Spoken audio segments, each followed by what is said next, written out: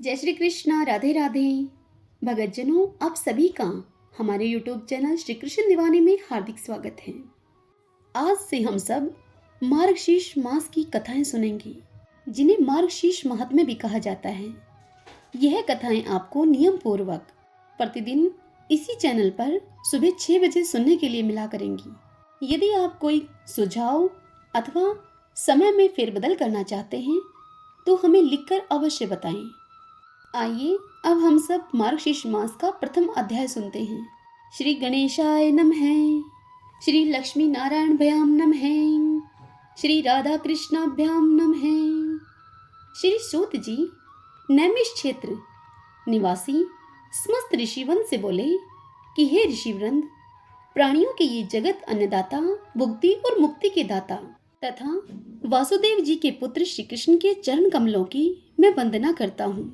तत्पश्चात श्री सूत जी ने श्वेत द्वीप में सुख से युक्त लक्ष्मी के पति श्री विष्णु भगवान और पिता ब्रह्मा जी को नमस्कार किया और कथा आरंभ की। श्री सूत जी ऋषियों से बोले, हे ऋषिवृंद, चतुर्थ भुजाधारी ब्रह्मा जी विष्णु भगवान से बोले, हे ऋषिकेश, जगत की पालना करने वाले, पवित्र श्रवण कीर्तन करने वाले, हे देवेश, हे सर्वज्ञ, हे सभी प्राणियों के दाता, मैं आपसे कुछ जानना चाहता हूँ, उसे आप बतलाने की कृपा करें। आपने पहले कहा कि मैं मासों में मार्गशीर्ष मास हूँ, इसलिए मैं उस मार्गशीर्ष मास का महात्म्य आपसे जानना चाहता हूँ। हे रमापति, मार्गशीर्ष मास के देवता कौन हैं? दान क्या है? स्नान किस प्रकार किया जाता है? और इस मास की विधि क्या है? मार्गशीर्ष मास में क्या करना चाहिए? भोजन क्या करना चाहिए? पूजन, ध्यान, मंत्र जप करने का क्या विधान है? हे अच्युत, यह सभी मुझे बतलाने की आप कृपा करें। यह सुनकर श्री विष्णु भगवान ब्रह्मा जी से बोले, हे ब्राह्मण, आपने संपूर्ण लोक की भलाई के लिए बहुत ही अच्छा प्रश्न किया है, जिसको करने से समस्त कार्य करने का फल प्राप्त होता है। हे सूत, समस्त यज्ञ करने से जो पुण्य मिलता है और सभी तीर्थों से जो फल की प्राप्ति होती है, उसी फल की भांति मार्गशीर्ष मास की व्रत करने से होती है। हे पुत्र, तुला दान करने पर मनुष्य को जो फल प्राप्त होता है, उसी फल की भांति केवल मार्गशीर्ष मास का महात्म्य का पाठ करने से हो जाती है। यज्ञ, वेदा अध्ययन, दान आदि तीर्थों में स्नान और संन्यास तथा योग जैसे उपाय करने पर भी मैं मनुष्यों के वश में नहीं हो सकता हूँ। अगर यही उपाय मार्गशीर्ष मास में स्नान, दान, पूजन, ध्यान, मौन, जप आदि करने पर मैं मनुष्यों पर प्रसन्न हो जाता हूँ, इसी तरह से अन्य मास में यह उपाय करने पर वांछित फल नहीं मिल पाता है। मैंने तुमसे यह गुप्त बात कही है। सर्वत्र निवास करने वाले देवताओं ने मार्गशीर्ष मास में मेरी प्राप्ति का कारण जानकर अन्य धर्म आदि अपनाने से इस मार्गशीर्ष मास को गुप्त कर दिया है। जो मनुष्य मेरी भक्ति से प्रायण है और जो कोई पुण्य कर्म को करता है, उसे वांछित फल प्राप्त करने हेतु मार्गशीर्ष मास में अवश्य ही भक्ति व पुण्य कर्म करने चाहिए। जो मनुष्य मार्गशीर्ष मास का व्रत नहीं करते हैं, उनको पाप रूप समझना चाहिए, क्योंकि वे कलयुग से अत्यंत प्रसन्न हो रहे हैं। हे वत्स, 8 महीनों में स्नान, दान, पूजन, व्रत आदि करने से मनोवांछित फल प्राप्त होता है।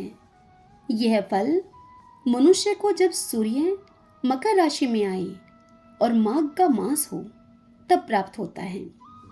माघ मास की अपेक्षा 100 गुना अधिक फल वैशाख मास में व्रत करने से मिलता है और वैशाख मास में पुण्य कर्म करने से 1000 गुना अधिक फल उसी भांति तुला राशि में सूर्य के आने पर कार्तिक मास में व्रत करने से होता है। कार्तिक मास में व्रत करने की अपेक्षा कोटि गुना अधिक फल वृश्चिक राशि में सूर्य आने पर मिलता है। इस कारण मार्गशीर्ष मास समस्त मासों में श्रेष्ठ माना गया है और मुझको यह मास सर्वदा प्रिय है। जो मनुष्य मार्गशीर्ष मास में प्रातःकाल उठकर विधि विधान से स्नान करता है, मैं प्रसन्न होकर उसके हृदय में निवास करता हूँ। जो भी इस विषय पर इस कथांक को कहता है, उसे तुम सुनो। जो पृथ्वी तल में नंद गोप नामक ऋषि महात्मा हुआ, उस गोप को परम सुंदर गोकुल में हजारों कन्याएं हुईं। हे अनंग, मेरे रूप में उन कन्याओं का चित्त मोहित हो गया। तब मैंने उन कन्याओं को मार्गशीर्ष मास में स्नान करने के लिए कहा। मेरे कहने पर उन कन्याओं ने विधि पूर्वक प्रातःकाल स्नान किया। फिर कन्याओं ने पूजन करके हविष्यान भोजन किया और नमस्कार किया। हे अनंग, इस प्रकार विधि विधान से व्रत करने पर मैं प्रसन्न हो गया। मैंने प्रसन्न होकर उन कन्याओं को अपनी आत्मा दे दी। इसलिए मनुष्यों को चाहिए कि यथाविधि मार्गशीर्ष मास में पुण्य कर्म करें। ब्रह्मा जी श्री विष्णु भगवान से बोले, हे देवेश, आपने श्री विष्णु को प्राप्त करने के लिए मार्गशीर्ष मास का विधि विधान से भक्ति पूजन करने को कहा है। इसलिए हे देवेश, इसकी विधि क्या है? यह सुनकर विष्णु भगवान ब्रह्मा जी से कहते हैं कि आलस्य को छोड़कर सूर्योदय से पहले उठकर विधि पूर्वक नित्य कर्म व आचमन आदि करें। तत्पश्चात अपने गुरु को नमस्कार करके मेरा स्मरण करें। मल मूत्र का त्याग करके पवित्र होकर मौन रहकर भक्ति भावना से सहस्त्र नाम से मेरा कीर्तन करें। यथाविधि मृतिका आदि से शुद्ध होकर मौन रहकर दंत धावन करके आचमन करके विधि अनुसार स्नान करें। हे महामते, तुलसी के जड़ की मिट्टी को तुलसी पत्र के सहित लेकर मूल मंत्र या गायत्री मंत्र से अभिमंत्रित करें। मूल मंत्र से उस मृतिका को शरीर में लगाकर तालाब या कुएं के जल से स्नान करें और जल के अंदर नाक डबोकर मंत्र का जप करें। उस जल में स्नान करते समय तीर्थ स्थल की कल्पना करते हुए विद्वान मंत्र जप करें। मूल मंत्र है ओम नमो नारायण। यह अष्टाक्षर मंत्र विष्णु भगवान का है।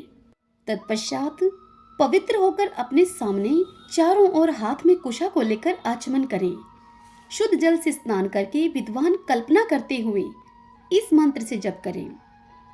तुम विष्णुपाद से प्रकट हुई हो, अतएव तुम वैष्णवी हो और तुम विष्णु देवता हो। तुम मेरी रक्षा करो। जन्म से मरण पर्यंत तुमको नमस्कार है। वायु देवता को 3.5 कोटि तीर्थ कहा गया है। हे जानवी, जो स्वर्ग और अंतरिक्ष में हैं, वे सब तुम्हारे जल में वास करते हैं। तुम्हारा नाम नंदिनी है और देवताओं के यहाँ नलिनी नाम है। दक्ष पुत्री विहगा, हे आकाश गंगा, हे विश्वगा, संसार गामिनी, ये नाम योगी लोग कहा करते हैं। हे जानवी, तुम विद्याधरी, सुप्रसन्ना और लोक प्रसादनी, लोगों को प्रसन्न करने वाली हो तथा क्षेमा, क्षेम स्वरूपा, जानवी और शांति प्रदायिनी हो। पवित्र नामों को स्नान करते समय नित्य स्मरण करें। वह 3 लोक में गमन करने वाली गड़घा सदा उस स्थान में वास करती है। हाथ जोड़कर ऊपर कहे हुए मंत्र का 7 बार जप करें। जल में अंजलि लगाकर पुनः 3, 4, 5 या 7 बार स्नान करें और उसी प्रकार मिट्टी को भी अभिमंत्रित करके शरीर में लगाएं। मृतिका का मंत्र है हे अशोक्रांते, अर्थात हे मृतिके, तुम घोड़ों से क्रांत हो, अर्थात तुम्हारे ऊपर घोड़ा चला करते हैं। हे रथक्रांते, अर्थात तुम्हारे ऊपर रथ चला करते हैं। हे विष्णु क्रांति, अर्थात श्री विष्णु भगवान के चरण कमलों से 3 लोकों को नापने वाले। हे वसुंधरे, अर्थात रत्नों को धारण करने वाली। हे मृतिके, जो मैंने पाप किए हैं उन पापों का तुम नाश करो। हे मृतिके, सैकड़ों बाहु वाले श्री कृष्ण ने वराह रूप से तुमको ऊपर उठाया है। हे सुव्रते, तुम समस्त प्राणियों के उत्पत्ति स्थान हो, तुमको नमस्कार है। इस प्रकार स्नान करके विधि पूर्वक आचमन करें और जल के किनारे खड़े होकर श्वेत वस्त्र धारण करें। आचमन करके देवता, पितर, ऋषियों का तर्पण करें और वस्त्र को पहनकर तर्पण की धोती को निचोड़ें।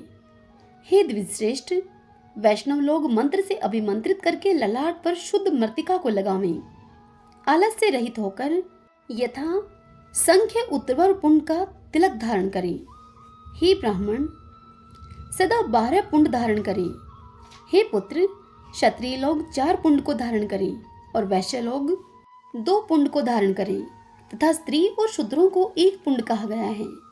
मस्तक, उदर, वक्षस्थल, कंठे, दोनों कोख, दोनों कान, पीठ, रीढ़ में और सिर पर धारण करें।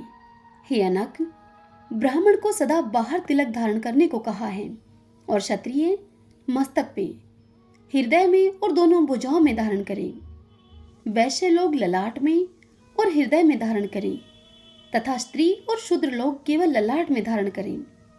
ललाट में केशव का, उदर में नारायण का ध्यान करें।